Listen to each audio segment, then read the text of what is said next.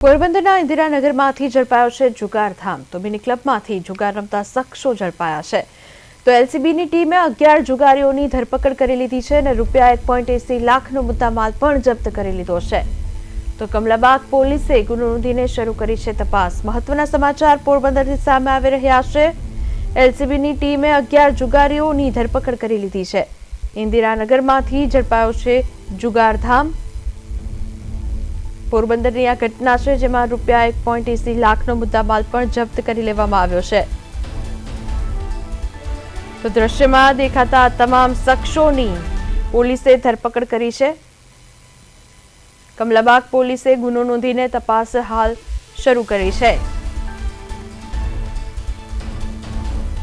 તો phone line પર સંવાદદાતા ચેતન ઠકરાર આપણી સાથે જોડાયા છે। ચેતન પાસેથી વિગતો જાણીશું। ચેતન, પોરબંદરની ઘટના છે, એલસીબીની ટીમે 11 લોકોની ધરપકડ કરી છે, શું છે વધુ વિગતો?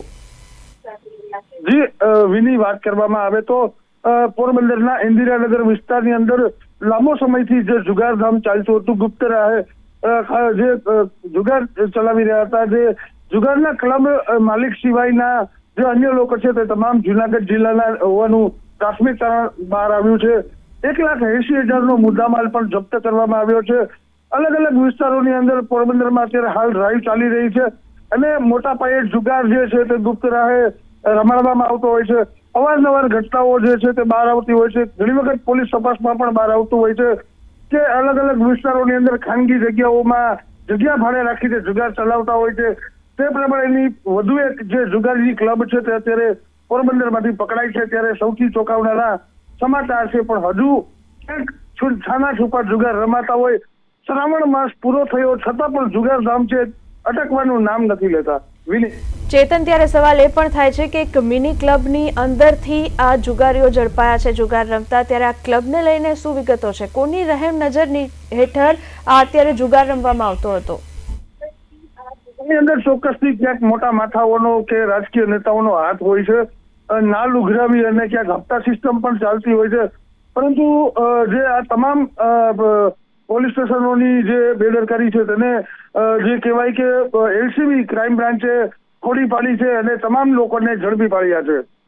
જી, ત્યારે એક સમય હતો જેમાં કહી શકાય કે પોરબંદરમાં પોલીસ અને સરકારનું કશું ચાલતું ન હતું, પણ હવે જમાનો બદલાઈ ગયો છે। હવે પોલીસ પણ ત્યાં કડક બની ગઈ છે, પણ હવે આ જુગારીઓ ઝડપાયા છે, ત્યારે કોની રહેમ નજર હેઠળ આ ચેતન ચાલતું હતું તે પણ એક સવાલ છે અને હાલ કહી શકાય કે આ તમામ ઉપર કાર્યવાહી થશે। ચેતન, અત્યારે તો તમામને પકડી અને આગળની કાર્યવાહી હાથ ધરવામાં આવી હતી, પરંતુ જે પ્રમાણે જુગારના કાયદાઓ છે તે પ્રમાણે અમુક કલાકોની અંદર તમામ જુગારીઓને છોડી મૂકવામાં આવતા હોય છે, પરંતુ ક્લબ માલિક ઉપર મોટી કાર્યવાહી થઈ શકે છે। મકાન માલિક ઉપર કે જે તે જગ્યા ઉપર હતી તે માલિક ઉપર પણ મોટી કાર્યવાહી થઈ શકે છે।